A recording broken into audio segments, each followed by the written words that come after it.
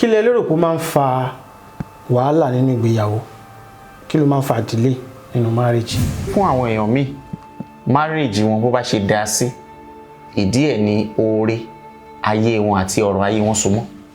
Ẹ̀yin náà ti máa gbọ́ táwọn kan sọ pé kó tó di pé àwọn marry ayé àwọn ò ní ìtumọ̀. Ṣùgbọ́n nígbà táwọn marry tán, stability dé. Ọ̀nà méjì ni. Ìgbà míì ń bẹ ó lè jẹ́ spiritually, bẹ́ẹ̀ náà ló ṣe rí lóòótọ́. Ìgbà míì ń bẹ tó jẹ́ pé psychologically, nígbà tí ìyàwó bá ti dé, ọkọ ó fún ṣòkòtò ẹ̀ tí a lè wípé ọmọ ọ̀jẹ̀, ìyàwó ọ̀jẹ̀, ó máa ń jẹ́ kí nǹkan yàtọ̀. Nǹkan tá à ń pè ní ìgbéyàwó, nǹkan tó lágbára gan ni. And ó bẹ̀rẹ̀ láti ibi pé kí èèyàn kọ́kọ́ mọra èèyàn gẹ́gẹ́ bí mi ṣe máa advocate ní gbogbo gbà.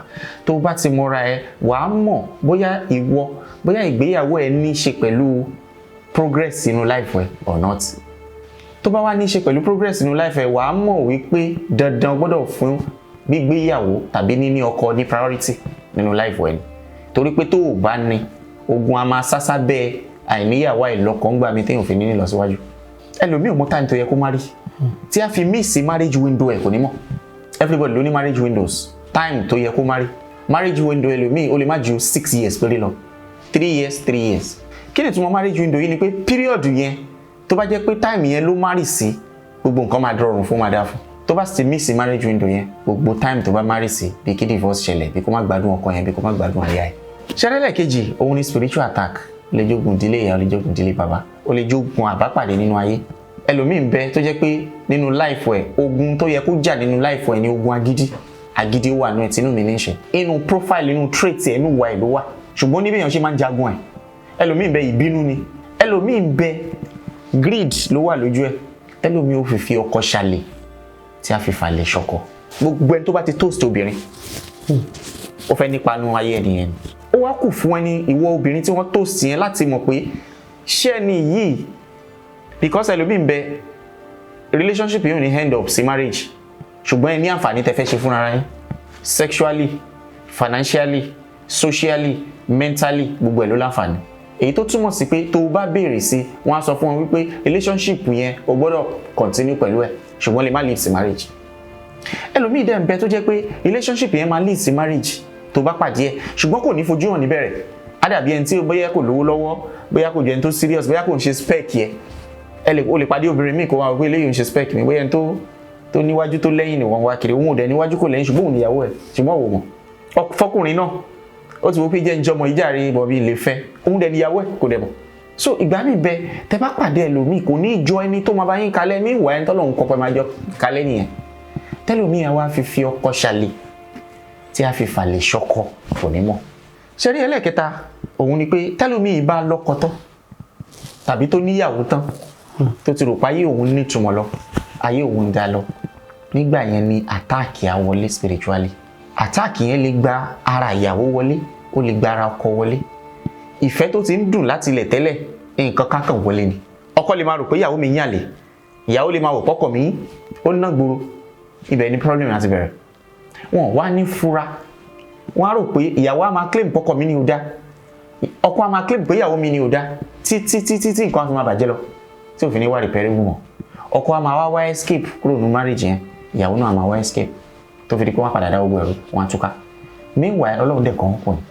Meanwhile àwọn èèyàn kan wà tó jẹ́ pé wọ́n gbọ́dọ̀ ládé orí, wọ́n tó láṣeyọrí inú ayé, wọ́n tó ní fọkànbalẹ̀. Ọkùnrin míì wà tó jẹ́ pé obìnrin gbọ́dọ̀ wà ní ilé ẹ̀ kó tó láṣeyọrí.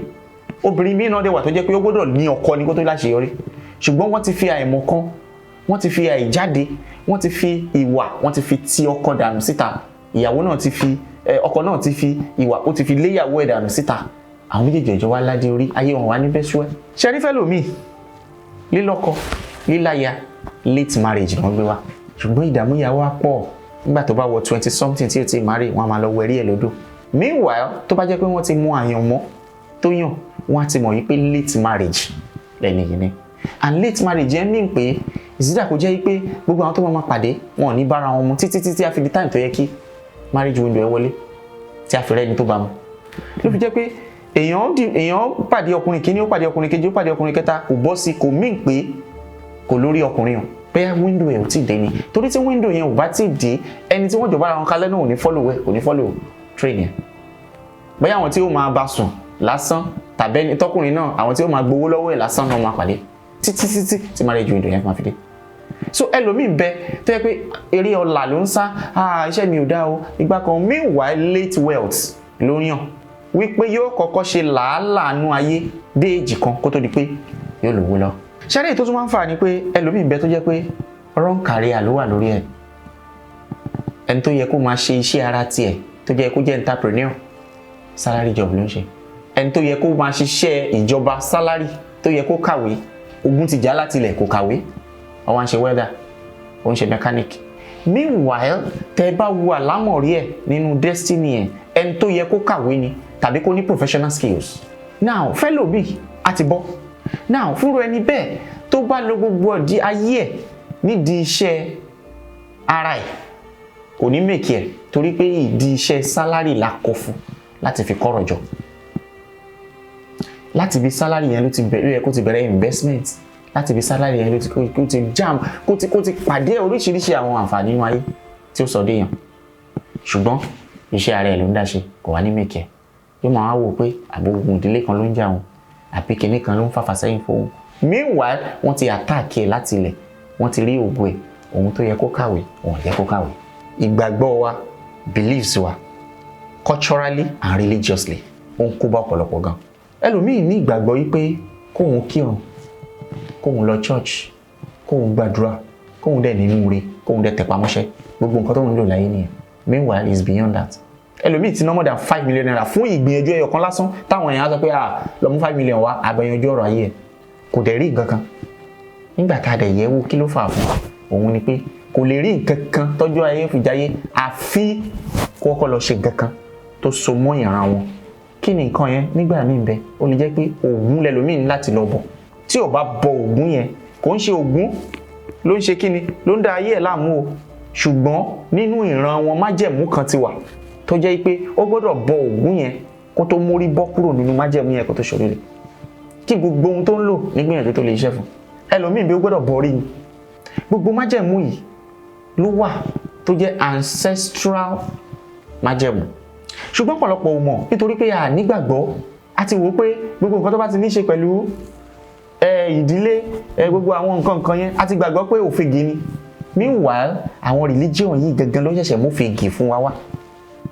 ẹlòmíì ń bẹ tó jẹ́ pé pẹ̀lú ìràwọ̀ tó gbé wá sínú ayé kò yẹ kó máa jẹ àwọn nǹkan kan ó dẹ̀ ń jẹ́ ìwọ̀ lójoojúmọ́ yóò wá ládùúrà àwọn ò gbà ó wá ní gbogbo ìgbìyànjú òun ò ṣe ó dẹ̀ ń jẹ́ ìwọ̀ ó sì mọ ìwọ̀ tó ń jẹ ó dẹ̀ ń jẹ ìwọ̀ yẹn àìnímọ̀ yẹn ìfàsẹ́yìn ló máa mú bà kò sírù nǹkan tó lè lò kò ní ṣiṣẹ́ torí kó sì jẹ́ ìwọ̀.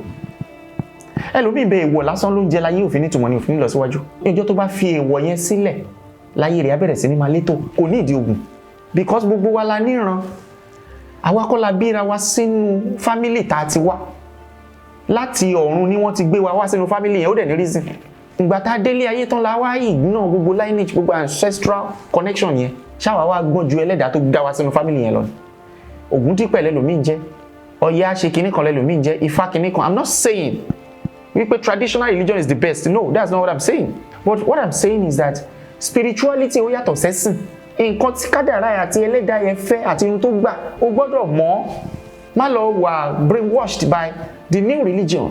àwa kọ́ la sọ bàbá àti ìyá tí ó ṣọlọ́kọ̀ wá wá sáyé orí wa ló gbé wa wá síbẹ̀ ó dẹ̀ ní reason definitely ó ní profile kan ó ní connection kan ó ní bundle of knowledge kan tó ti wà níbẹ̀ yẹn tá gbà wáyé a gbọ́dọ̀ lọ tu wò ká mọrú ọmọ tá jẹ́ ká dẹ̀ mọrú èèwọ̀ tá a ní eléyìí ò ní máa fa ìfàsẹ́yìn fún ọ̀pọ̀lọpọ̀. gbogbo nǹkan tó bá àlámọ̀rí ayé tiẹ̀ mu tó bá wá láti pure space is àdúrà sàárà nínú ayé a gbọ́dọ̀ máa fura gan tí nǹkan bá ṣe tó bá ti lágbára yẹ̀ wò ṣé kò ní spiritual undertone nítorí pé spiritual attack ló ń bẹ́ lómi ìjà medical solutions ló ń ṣe kiri kìíní yà máa wá lọ á máa bọ̀ á máa lọ á máa bọ̀ tàbí kékeré yẹn gbẹ̀mí ẹ̀ and more importantly èèyàn gbọ́dọ̀ mọ bó ṣe máa protect ara rẹ̀ from time to time èyí táwa máa ń kọ́ àwọn èèyàn ní àtọ́nà community wa. ṣe rí another important aspect òun ni pé gbogbo alalẹ́ nìkejì inú ayé o látòdì ọ̀run àwọn míì máa pè ní ẹgbẹ́ kò sẹ́ni tí ò lẹ́gbẹ́ everybody ló lẹ́gbẹ́ ṣùgbọ́n ọ̀tọ̀ọ̀tọ̀ ní ẹgbẹ́ yẹn àwọn ẹgbẹ́ kan bẹ tó jẹ́ pé actively wọ́n máa participate nínú life wẹ̀ ẹjọ́ máa rìnrìn ayé àwọn ẹgbẹ́ mi wà they are passive wọ́n á kàn fi ẹlẹ́bi pa àwọn exist làwọn yẹn máa rò pé àwọn ò lẹ́gbẹ́ everybody ló lẹ́gbẹ́ bó ṣe rí ẹni tí ẹgbẹ́ bá ń dà láàmú tàbí ẹgbẹ́ ní active participation nínú ayé ẹ̀ ó gbọ́dọ̀ máa tọ́jú àwọn ẹgbẹ́ yẹn àwọn míì nígbà míì wọ́n ní àbíkú ni wọ́n páwọn ẹgbẹ́ wọn fẹ́ mú wọn lọ sí ọ̀run padà, wọ́n ti dájọ́ bọ́yọ́jọ́ mẹ́jọ àbọ́jọ́ wedding ipò fẹ́ kú yẹ gbogbo ẹ̀ lórí ẹ̀. inú ìmọ̀ táwọn bàbá wa nígbà yẹn ibẹ̀ ni wọ́n ti já nǹkan mi. tẹ́ bá wojú mi ẹ rí i pé èmi náà ní 1-1 wọ́n fi lé àwọn ẹgbẹ́ lọ ńgbà yẹn ni. ṣùgbọ́n kì í ṣe gbogbo ẹgbẹ́ lèèyàn wá ń lé lọ, otherwise wọ́n á block gbogbo prosperity èèyàn ní life. ó ní bí wọ́n ṣe máa ń tu ẹgbẹ́, but àwọn èèyàn tó máa ń lé ẹgbẹ́ náà lọ. tí wọ́n bá lé ẹgbẹ́ dànù, ẹgbẹ́ ló máa ń ṣe atọ́nà gbogbo eré ayé nígbà míì fẹ́ lómi. tí wọ́n bá sì lé wọn dànù gbogbo ẹ̀ kí máa shut down, ẹni ọ̀wá ní rójú tu ayé. ó ní bí wọ́n ṣe ń bọ ẹgbẹ́, ó ní bí wọ́n ṣe ń tu ẹgbẹ́ fẹ́ni tó bá lẹ́gbẹ́. mo jẹ́ Christian, mo jẹ́ Muslim, mo jẹ́ kinní kankan, ẹni tó bá lẹ́gbẹ́lẹ́gbẹ́ ni. o ò dẹ̀ lè seek solution tó vague lórí ẹgbẹ́, solution tó fit ẹgbẹ́ náà ló gbọ́dọ̀ seek. ìwọ ẹgbẹ́ tó ní kí ni wọ́n wá ṣe inú ayé òní láti mọ̀. báwo ló ṣe fẹ́ tu ẹgbẹ́ yẹn tí wàá fi rí gbogbo orí ẹgbà lọ́wọ́ wọn tí wọ́n á fi ṣiṣẹ́ fún ẹ láti rí orí inú ayé? o gbọ́dọ̀ mọ̀. ẹlòmíì bẹ ìkuru ló gbọ́dọ̀ máa lò fẹ́gbẹ́, ẹlòmíì bẹ oríṣiríṣi nǹkan, ẹlòmíì gbẹ ogun tẹnu ń jẹ, oríṣiríṣi ni. This is not traditional. This is not only traditional. This is spirituality. It's universal. Universal knowledge ni. But nítorí pẹ́sìn ti dé, ẹ ti jẹ́ ká mọ̀ pé gbogbo traditional beliefs wa ìranu ni. Òun ló ń kó bá pọ̀lọpọ̀. Àwọn alẹ́ okay, ó ṣe jẹ́ pé àwọn òyìnbó tí ò lẹ́sìn lọ títí wọ́n wá ní prosperity jà wá lọ. Kí ló fà á? Ṣé báwa la lẹ́sìn? Àwa la gba ẹ̀sìn Arab, la gba ẹ̀sìn Christian. Kí ló dé táyé wọ ọ̀bẹ sú ẹ̀jú tí wọ́n lọ? So bí tó yẹ kí mo máa ń sọ fún yàn, ẹ̀sìn tó bá ti ń ṣe tí ò bá ti tì ẹ́ síwájú, tí wọ́n gangan ò rí proof pé ó move ẹ síwájú, tó jẹ́ pé gbogbo ohun tó gbójúlé náà ni gbogbo tó ń ti sọ fún ẹ, tí pásítọ̀ ẹ sọ fún ẹ, tí mọ́mí àti dájí ẹ sọ fún ẹ, táwọn ará àdúgbò yẹn sọ fún ẹ, torí ẹlòmíì ò lè já belief tó wà lọ́kàn ẹ because wọ́n ti gbìn sí nínú láti kékeré. ṣùgbọ́n pé òun gangan bá jókòó fúnra rẹ̀ tó bá wò pé tó bá study life rẹ̀ yóò mọ̀ yìí pé spirituality dá wà lọ́tọ̀, ẹ̀sìn religion which is like social activity ó dá wà lọ́tọ̀ ni.